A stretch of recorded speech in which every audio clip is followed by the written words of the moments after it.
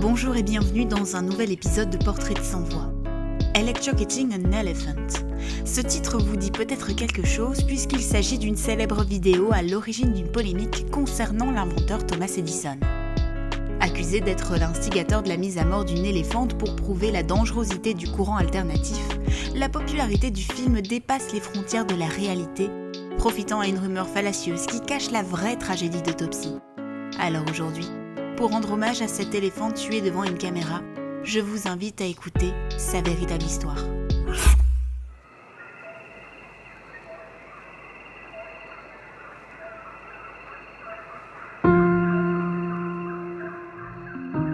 Asie du Sud-Est, 1875.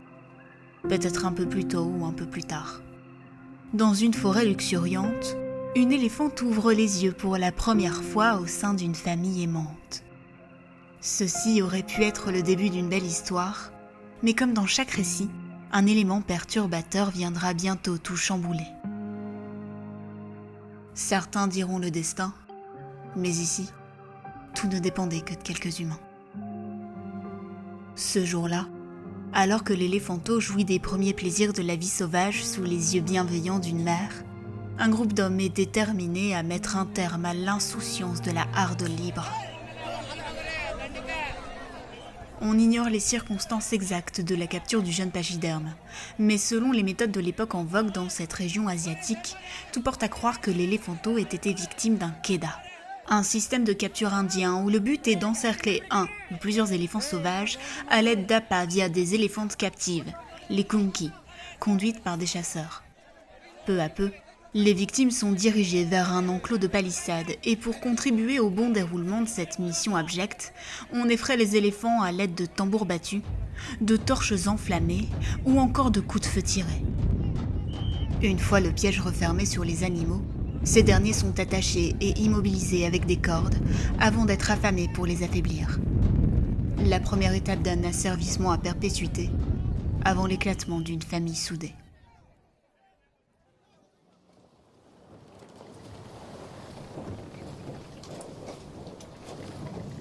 Désormais orpheline, la petite éléphante subit maintenant un voyage éprouvant où beaucoup d'animaux avant elle ont perdu la vie.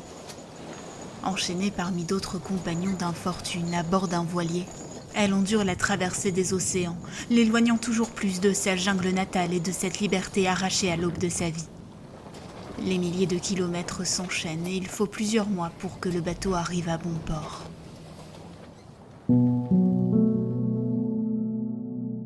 Tout juste débarqué aux États-Unis, l'éléphanto est remis à Adam Forbough, un circassien véreux qui aurait acheté illégalement le pachyderme encore bébé pour tenter de faire croire à l'opinion publique que son cirque est le premier à faire naître un éléphant sur le sol américain. Pour l'animal, loin des combines et autres magouilles, cela ne change rien de toute façon. Elle est devenue la propriété du cirque Forbough & Sales Brothers et il faut maintenant lui trouver un nom. Ce sera Topsy, tiré du prénom d'une jeune esclave noire dans le roman La case de l'oncle Tom. Un nom qui sonne comme un cruel sarcasme, car à partir de ce jour, Topsy l'éléphanto mènera elle aussi une vie d'esclave teintée par les violences physiques et psychologiques. Des hurlements, des pluies de coups, au point même d'en casser la queue de la pauvre éléphante qui en gardera les stigmates à vie. Rien ne semble arrêter les dresseurs pourvu que Topsy retienne ses leçons. Au fil des ans, l'éléphante apprend à exécuter des numéros aussi douloureux que dangereux. On la force par exemple à se tenir en équilibre sur un plot ridiculement petit pour sa taille. Mais il y a aussi les courses d'éléphants en hippodrome. À plusieurs reprises en 1893, Topsy s'écroule sur le sol sous les yeux d'une foule ignare, avec en prime certains journalistes qui s'amusent de ce genre de scène, pourtant pathétique. Maltraitée par les circassiens, elle ne trouve pas non plus refuge auprès des spectateurs dont certains participent à son enfer. C'est le cas de James Fielding Blount. Nous sommes le 27 mai 1902. Cela fait maintenant une vingtaine d'années que le pachyderme encaisse tant bien que mal une vie misérable parmi d'autres éléphants tout aussi tyrannisés par le cirque Forbough. La harde de captifs se repose entre deux représentations matinales, à Brooklyn. Mais un spectateur ivre pénètre dans la ménagerie. James Fielding Blount a envie de taquiner le troupeau. Alors il tente de faire boire du whisky à plusieurs éléphants, puis s'attarde sur Topsy. L'idée d'en faire son bouc émissaire émerge dans son esprit altéré. D'abord, il s'amuse à lancer du sable dans la figure de l'éléphante. Mais non content de cette première agression, Blount enfonce son cigare allumé dans l'extrémité de la trompe de Topsy. Certains journaux diront même que l'homme aurait lancé le dit cigare allumé dans la bouche de l'éléphante. Quoi qu'il en soit, c'en est trop pour Topsy qui ne peut supporter pareille torture. L'animal victime entre dans une rage incontrôlable et saisit son bourreau éméché. Elle le jette sur le sol, puis l'écrase jusqu'au point de non-retour. James Fielding Blount est décédé, et la presse s'empare du fait divers, non sans en grossir les traits.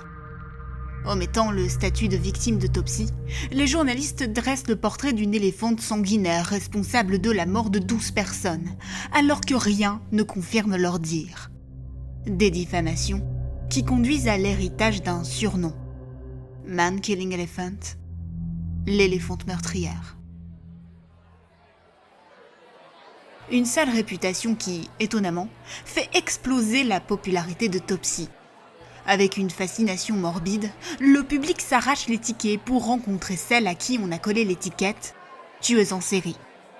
D'autant qu'un autre événement va alimenter le fantasme.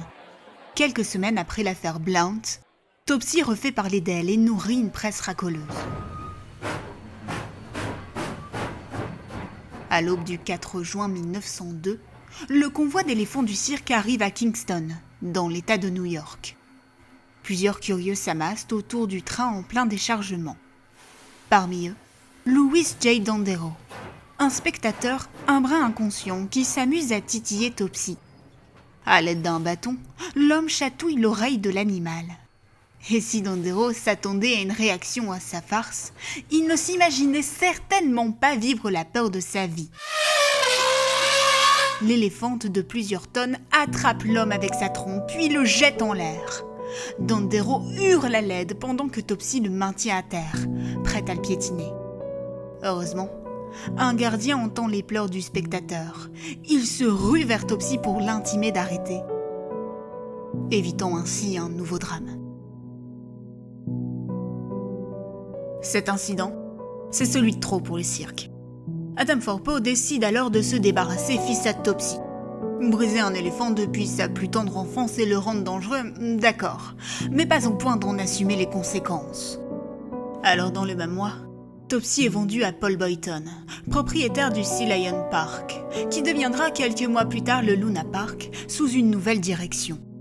Sans surprise, puisque personne ne semble vouloir prendre enfin soin de l'éléphante, Topsy ne tarde pas là aussi à devenir problématique. Et ça commence dès l'automne 1902. Le pachyderme casse le bras de son dresseur. Alors, pour faire pénitence de ses péchés, comme l'écrit la presse, Topsy est condamné à participer aux travaux de la future attraction phare du Luna Park, Voyage dans la Lune. Sous les yeux d'une assemblée toujours plus fascinée par l'éléphante tueuse d'hommes, l'esclave animal porte et déplace les éléments de ce qui sera considéré à l'époque comme le plus grand bâtiment de Coney Island. Et comme si la tâche éreintante ne suffisait pas, Topsy est maltraitée par son dresseur qui ne cesse de la pousser, la frappant même jusqu'au sang avec une fourche lorsqu'elle refuse de bouger une énième pièce du manège. Alertée par une femme choquée de la scène, la police demande à l'homme de cesser cette barbarie. En réponse, l'individu insulte l'agent et la femme, puis détache Topsy pour la laisser courir librement. S'ensuit une arrestation, somme toute logique. Le dresseur en question, c'est William Alt, dit Whitey, un alcoolique notoire qui travaillait déjà avec Topsy lorsqu'elle appartenait encore à Adam Forpo. Ajourné après cette première arrestation pour maltraitance animale, Whitey semble coutumier du fait puisqu'il est de nouveau arrêté pour le même motif quelques semaines plus tard. La scène a lieu le 5 décembre 1902. Complètement ivre, Whitey ne trouve rien de mieux à faire que de monter sur le dos de Topsy pour une petite balade improvisée sur l'île. Durant sa promenade éméchée, il bat l'éléphante pour qu'elle dégage un camion hors d'un trou dans une rue. La police locale le surprend et c'est de nouveau la casse-commissariat. Mais si Whitey peut entrer dans le poste de police, ce n'est pas le cas d'une éléphante de plusieurs tonnes évidemment. Alors son dresseur laisse l'animal dont il a la responsabilité dehors, comme ça, sans surveillance, dans un environnement bondé. Une décision pas des plus fines, je vous l'accorde, d'autant que Topsy n'apprécie pas vraiment son abandon temporaire. Topsy tambourine de toutes ses forces la porte du poste de police et barre sans interruption. Le show ne plaît pas vraiment aux policiers qui somment Whitey de reconduire immédiatement l'éléphante dans son enclos.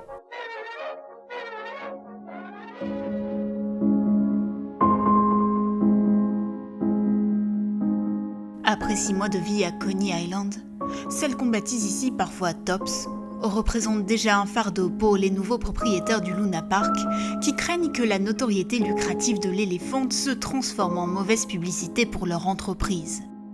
Alors, des mesures s'imposent. En premier lieu, Frederick Thompson et Elmer Dundee licencient Whitey, responsable des derniers incidents mettant en cause l'éléphante. Mais que faire de cette dernière ? Les directeurs du parc voudraient bien refourguer Topsy à un cirque ou à un zoo. Mais aucun d'entre eux ne souhaite récupérer l'éléphante tueuse d'hommes, même à titre gracieux. Thompson et Dundee sont tellement désespérés qu'ils envisagent un tirage au sort dont le gagnant deviendrait l'heureux nouveau propriétaire de l'animal. Une idée saugrenue qui tombe bien évidemment à l'eau et qui en amène à une autre, beaucoup plus tragique, la condamnation à mort. La direction du Luna Park est maintenant décidée à tuer Topsy et en fait même la publicité dès le 13 décembre 1902. Mais le casse-tête n'est pas terminé pour autant, car il faut choisir la méthode d'exécution. Première option, la pendaison. Mais la Société américaine pour la prévention de la cruauté envers les animaux monte au créneau, en clamant que c'est une façon beaucoup trop cruelle de tuer un éléphant. L'association a une autre idée, l'électrocution. Il faut dire qu'elle connaît le procédé pour avoir fourni des chiens et d'autres animaux jugés indésirables à Thomas Edison, après lui avoir demandé de mener des expériences sur l'électrocution animale dans les années 1880, pour voir si l'exécution était plus humaine. Une aubaine pour l'inventeur alors en pleine guerre des courants contre Nikola Tesla. 10 ans sont passés depuis la fin de cette bataille scientifique, la victoire de Tesla, et de facto la fin des travaux d'Edison sur le courant continu versus alternatif. Mais la SPCA n'a pas oublié les conclusions jugées favorables à l'euthanasie par électrocution. Alors, après une longue discussion entre l'association et les propriétaires du Luna Park, et une dernière tentative infructueuse de confier l'éléphante à l'ASPCA, le couperet tombe. Topsy sera électrocuté.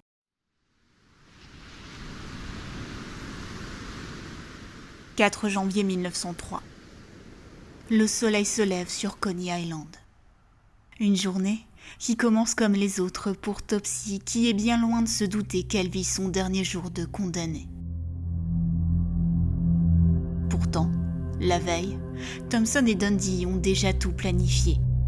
Une plateforme construite pour une attraction aquatique sera utilisée pour y accueillir le pachyderme.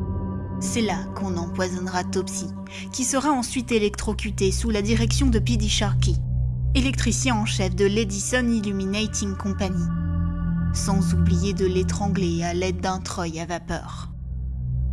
En bons entrepreneurs, les directeurs du parc n'oublient pas d'annoncer qu'il sera possible d'assister publiquement au funeste spectacle à condition de sortir le porte-monnaie. Mais ce projet est catégoriquement interdit par l'ASPCA.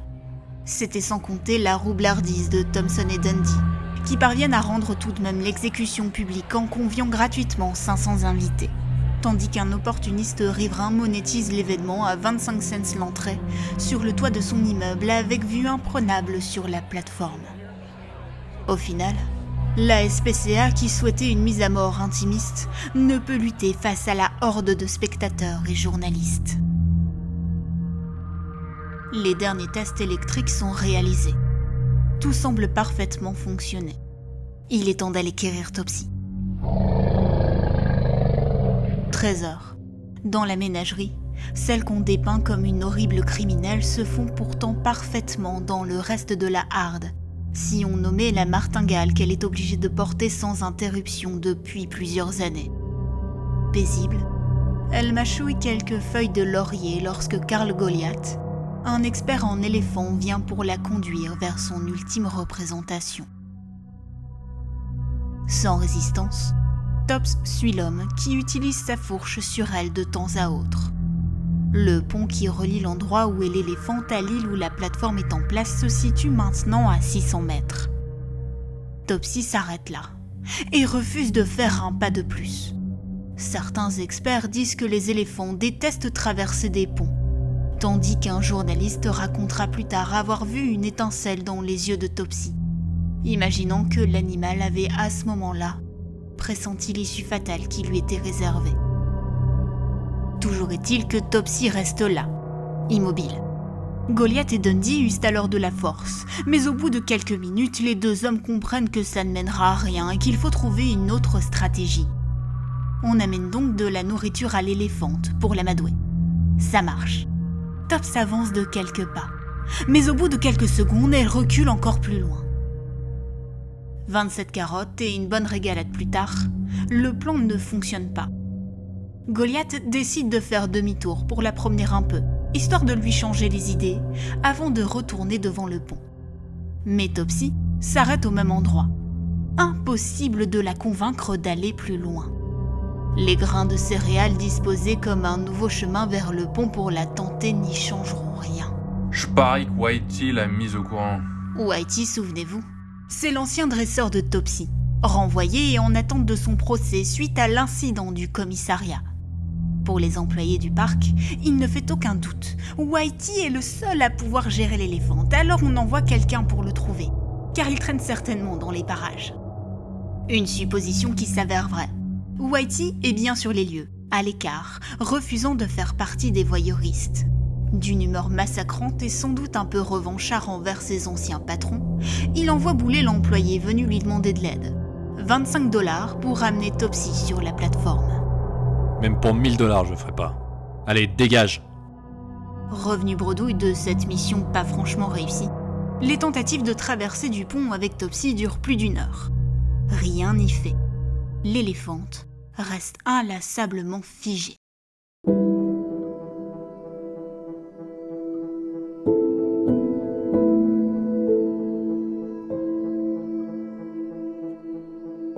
Si Topsy ne se dirige pas vers la mort, c'est donc cette dernière qui viendra à elle. Treuil à vapeur, câble électrique, tout le matériel nécessaire est alors déplacé pour que l'animal soit tué, ici, au beau milieu du parc en travaux. La foule est évacuée un peu plus loin pour être placée ailleurs. Pendant ce temps, on enchaîne Tops et on lui passe la corde au cou. Un revêtement de sol temporaire est amené pour servir de plateforme de secours. Vient alors le moment de lui mettre les électrodes qui seront reliées à un courant alternatif. Première pose au pied avant droit sans problème. Mais quand on commence à installer le second électrode sur sa tête, Topsy résiste. Elle donne des coups de pied pour se libérer de ces objets étranges dont la sensation semble lui être désagréable. Mais Tops ne peut plus rien faire pour stopper ses bourreaux. Le cirque a assez duré. Il faut en finir au plus vite. Retrouvant son calme, elle obéit aux derniers ordres des hommes qui la conduisent sur l'échafaud. On lui apporte maintenant le repas du condamné. Un mortel mélange de carottes lacées d'environ 400 grammes de cyanure de potassium. La caméra apportée par l'Edison Film Company se met en route. Devant l'objectif, Topsy, avec une certaine satisfaction naïve, balance sa trompe et ses pieds joyeusement alors qu'elle ingurgite le poison. 14h45. Topsy avale sa dernière carotte quand Goliath donne le signal. L'éléphante est encore en train de jouer et enrouler sa trompe lorsqu'un flash, suivi d'une flamme bleutée, jaillit des électrodes. 6600 volts traversent le corps d'une Topsy raidie face à la douleur insoutenable du choc électrique. 12 secondes d'agonie, avant que l'éléphante de 3 mètres de haut né une vingtaine d'années plus tôt dans une majestueuse jungle asiatique, s'écroule sans même un barrissement sur ce minable sol urbain en chantier, brisant ses dernières chaînes dans son ultime chute. Comme la tragique métaphore d'une liberté impossible à retrouver, sinon par la mort.